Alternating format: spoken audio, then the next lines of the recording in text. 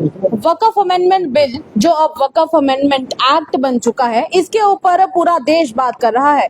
पर आज जो लोग इस वक्त मेरे साथ मौजूद हैं, वो पिछले काफी समय से एक ऐसा ऑब्जेक्टिव लेकर चले हैं जिसके ऊपर शायद ही कोई सनातनी मना कर पाएगा, क्योंकि मूवमेंट कल की काफी समय से ये डिमांड रखती आ रही है कि गाय को राष्ट्रमाता का दर्जा दिया जाना चाहिए। और इसी के साथ ये लोग चाहते हैं कि जहां पर वक्फ अमेंडमेंट बिल के तहत या फिर यूं कहे कि काफी समय से वक्फ अमेंडमेंट बोर्ड जैसे बनाया गया है, उसी तरह से एक सनातन बोर्ड भी होना चाहिए। ये इनकी प्रेस रिलीज है जो इस वक्त मेरे पास है। पर चलिए, जो लोग यहाँ पर मौजूद हैं, पहले उनसे बातचीत करते हैं। सर नमस्कार। नमस्कार। क्या सोचते हैं, क्योंकि जहां तक आप लोगों की प्रेस कॉन्फ्रेंस है वो तो यही कहती है कि आप लोग एक सनातन बोर्ड का निर्माण चाहते हैं, क्यों और किस लिए? इसलिए चाहते हैं कि ताकि जब सनातन की जो संपत्तियां हैं, जब सनातन का जो पैसा है, सनातन के मंदिरों का जो चढ़ावा है, उसे सरकार सनातन पर प्रचार के लिए, सनातन के वेद विद्यालयों के लिए नहीं लगाती। और सनातन की जो संपत्तियां, जो प्राचीन काल से बड़े बड़े मंदिर निर्माण जो टूट चुके, मंदिरों का जो निर्माण था, मंदिर खंडरात पड़े हैं, संपत्तियों को दूसरों के हाथों पे चली गई हैं, संपत्तियों को लोगों ने दबा रखा है, और जिससे हमारे संस्कृत और सनातन का जो प्रचार प्रसार वो उसमें कम जारी आई है। क्या आपको लगता है कि उससे जो फंड्स इकट्ठे हो रहे हैं वो सही जगह नहीं लग पा रहे, और अगर नहीं लग पा रहे हैं तो कौन है वो लोग जो उन फंड्स को सही जगह लगने नहीं दे रहे हैं? बिल्कुल, हम कह रहे हैं ना कि सरकार के पास ही है ना सब कुछ। हम तो कह रहे हैं कि सरकार का एक सनातन बोर्ड का गठन होना चाहिए, ताकि जो जब बोर्ड बन जाएगा तो बोर्ड उसका निर्णय करेगा ना कि कहाँ संस्कृत विद्यालय बनना चाहिए, कहाँ सनातन का वहां पर हमारा गौशाला होनी चाहिए, तो वो हम खुद करेंगे। कहाँ सनातन की जो जगह है वो किसी ने दबा रखी है, उनकी संपत्तियां कहाँ, खजाने क्या क्या क्या क्या, जो हमारे प्राचीन जितने भी विद्यालय थे अब कहाँ है। उत्तरवाहिनी में कितना बड़ा संस्कृत विद्यालय था, आज नहीं है।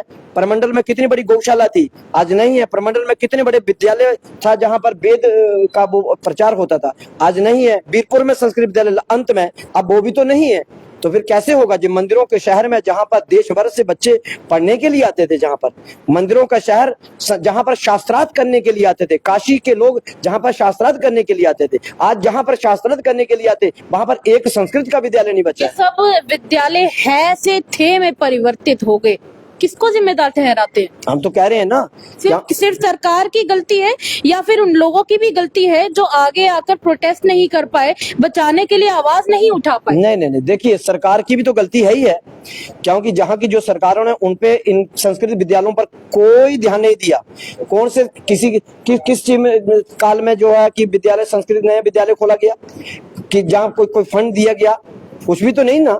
तो इसलिए धीरे धीरे जहां जो उनकी हालात खस्ता होने लगी, और इसके ऊपर बहुत अच्छी तरह हमारे कर्नैल जी बहुत अच्छे तरीके से बताते हैं कि कहाँ कहाँ संस्कृत विद्यालय की जो है रखे गए थे, और जो अब नहीं है उनकी कितनी खस्ता हालत हो गई। कर्नैल जी के पास भी हम जरूर जाएंगे, पर एक तरफ जहां वक्फ अमेंडमेंट बिल अभी जम्मू कश्मीर ही नहीं पूरे भारत का सबसे बड़ा इशू अभी बना हुआ है, क्योंकि उसके ऊपर बातचीत हो रही है, जहां पर एक तरफ से अभी देखने को मिला था कि वक्फ में कुछ नॉन मुस्लिम्स को भी रखा गया है। अगर इस तरह का कोई बोर्ड यहाँ पे बनाया जाता, सनातन बोर्ड अगर बनाया जाता है, तो क्या आप मुस्लिम्स को या फिर नॉन हिंदूज को इसमें जगह देंगे? क्या आप चाहते हैं कि उनको जगह मिले? देखिए, ऐसा है, हम तो कभी किसी का विरोध करते नहीं है। हम तो किसी को जाति या किसी धर्म को लेकर हम आते ही नहीं है, क्योंकि सनातन एक ऐसा है जिसने सबको अपना ही बनाकर रखा है। सनातन ने सबको गले ही लगाया है।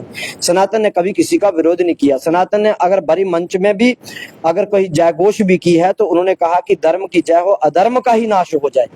अधर्म रहना ही नहीं चाहिए, क्योंकि अधर्मी हो ही नहीं। तो इसलिए जिस सनातन ने जे चाहा है तो वो किसी का विरोध क्यों करेगा। हाँ, हम उनको जगह जरूर देंगे, हम उनको गले जरूर लगाएंगे, हम उनका सम्मान जरूर करेंगे, जो उनके प्रति संवेदना प्रकट करता है, जो उनको सम्मान देना चाहता है, जो वेद को मानेगा, जो गौ को मानेगा, जो संस्कृत को मानता है, जो सनातन के प्रति सम्मान रखता है, तो हम उनका सम्मान करने में क्या आपत्ति, हम उनका क्यों विरोध करें।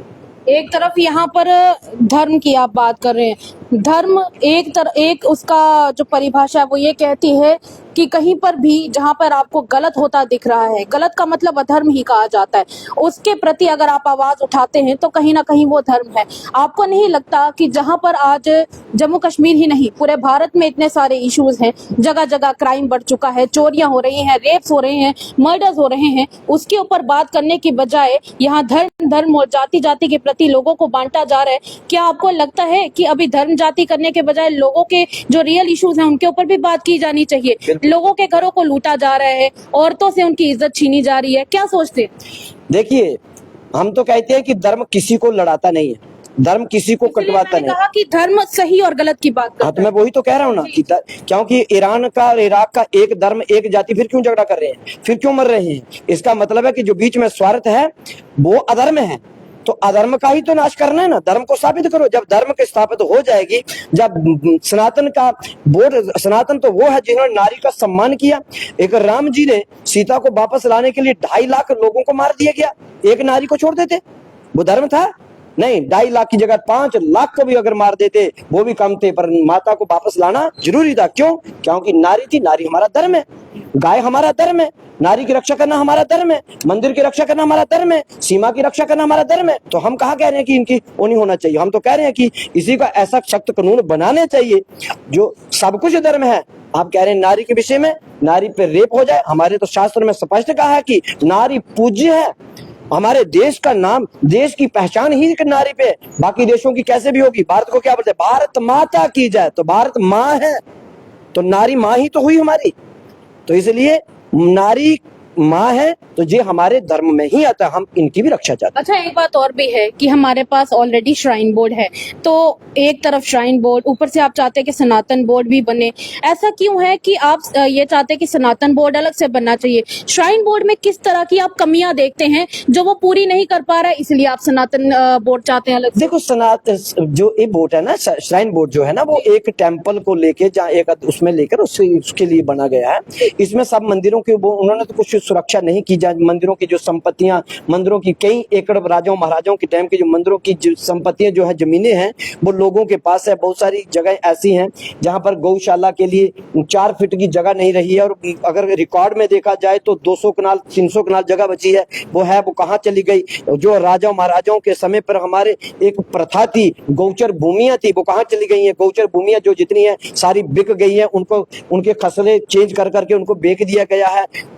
इसीलिए हम ये कह रहे हैं कि सनातन बोर्ड जब बनेगा, सनातन के अंदर जो सब कुछ है कि वृक्षरोपण होने चाहिए, वो गौचर भूमियां जो थी वो वापस होनी चाहिए, क्योंकि वो गांव के लिए, गाय के लिए, पशुओं के लिए, जीव जंतुओं के लिए, हमारे सनातन ने तो इतना की, उन्होंने एक तुलसी को लेकर एक हाथी तक को सबको पूजा है।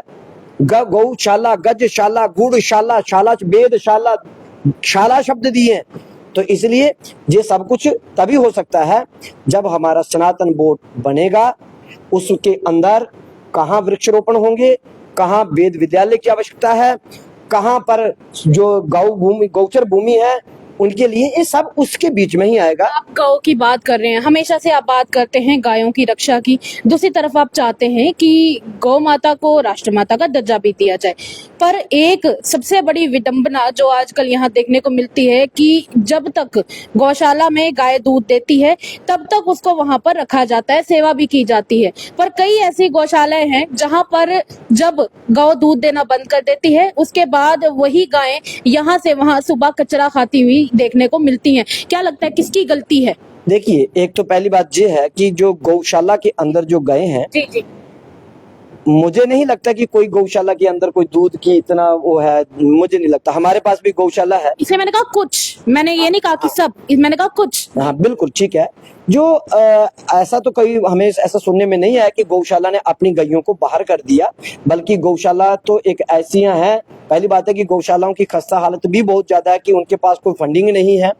गौ क्या की लगता है कहाँ से फंड आने चाहिए उसके लिए, और सरकार को अरे इसके लिए क्या कदम उठाने सनातन बोर्ड बने, सनातन बोर्ड की जो मंदिरों की जो संपत्तियां जो वैसे जा रही है, गवर्नमेंट जो कहीं कहीं दे रही है, वो सनातन की संपत्ति सनातन के अंदर आए, वहां से हमारा बोर्ड निर्णय करे कि गौशाला के लिए वहां से फंड जी। दें, मंदिरों के लिए दें, वेद विद्यालयों के लिए दें, तो वो वहां से हो जाएगा ना। हम इसीलिए तो गठन करना चाहते आपसे एक ब्रेक लेंगे, आप कुछ कहना चाहते हैं? जी देखिए, मैं आपसे माध्यम से ये वाज़िब करना चाहता हूँ कि मूवमेंट कल की धीरे धीरे इस प्रयास में है कि हर जगह गौशालाओं की स्थापना हो, उसके लिए जो समाज है वहाँ का वो जागृत हो। और अभी रिसेंटली हम लोग ने अपना अखनूर में यूनिट कॉन्स्टिट्यूट किया, और आपको सोचकर ये हैरानी होगी कि जम्मू छोड़िए, मेरे को लगता है पूरी नॉर्थ इंडिया में इतनी बड़ी गौशाला और इतनी मॉडल गौशाला कहीं नहीं होगी जितनी हमारे मूवमेंट कल की के सदस्यों ने एस्टेब्लिश की है अखनूर में।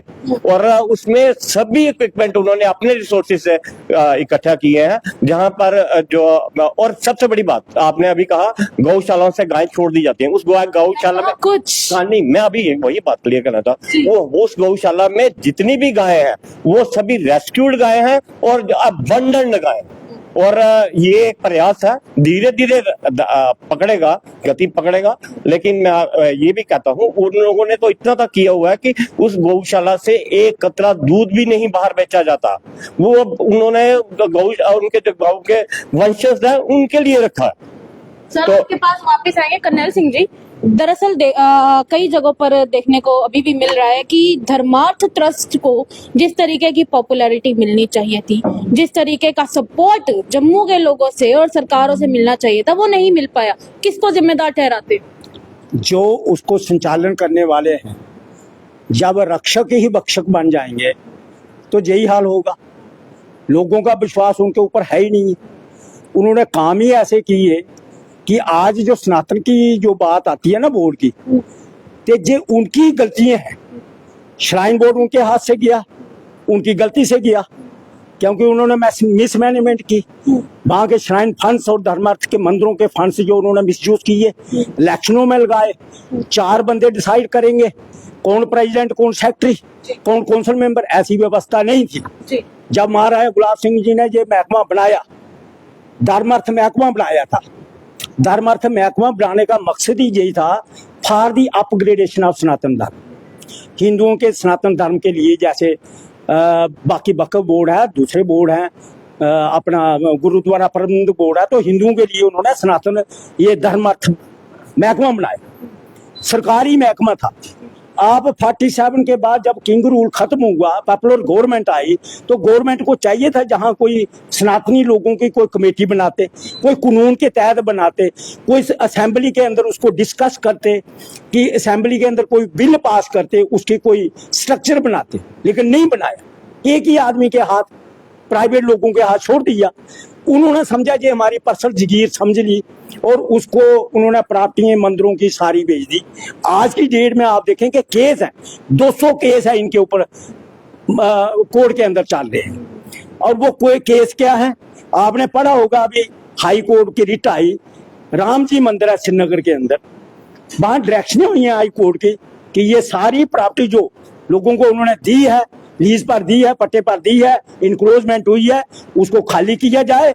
और डीसी साहब को डायरेक्शन हुई है कि कमेटी का मेंबर बनाया है और सारे फंड्स की वो मैनेजमेंट करेंगे। तो ऐसे ही माता वैष्णो देवी जब जगमोहन जी इनको इनसे छीनी थी, तो वो बोर्ड बनाया, कानून बनाया, वहां कोई मैनेजमेंट बने, जहां 4 बंदे डिसाइड, एक बंदा डिसाइड करता है, अपने मन मर्जी के लोग लगाते हैं, और वो लोग आकर जहां रिटायर लोग अपनी लग्जरी लाइफ जीने के लिए मंदिरों का पैसा अपने ऊपर खर्च करते हैं। ये बड़ी विडंबना है कि गवर्नमेंट इसके ऊपर कोई कार्रवाई नहीं करती। तो आपने सुना कि मूवमेंट कल्की का क्या कहना है। सबसे पहले तो मैं माफ कीजिएगा, आखिर में मैं आपको ये बता दूं कि इनके द्वारा कुछ स्टेप्स की डिमांड की गई है। सबसे पहले तो ये चाहते हैं कि गौरक्षा के लिए सख्त कानून होने चाहिए, गौ माता को राष्ट्रमाता का दर्जा दिया जाना चाहिए। उसके अलावा इन सबका ये भी कहना है कि सख्त कानून तो हो ही हो, पर साथ में गौशालाओं की स्थापना भी की जाए और इसी के साथ एक सनातन बोर्ड का निर्माण भी किया जाए। आपको क्या लगता है? अपनी राय हमारे कमेंट सेक्शन में जरूर व्यक्त कीजिएगा। तमाम अपडेट्स के लिए देखते रहिए द न्यूज। साक्षी सानी के साथ कैमरामैन सेवाराम की रिपोर्ट, जम्मू।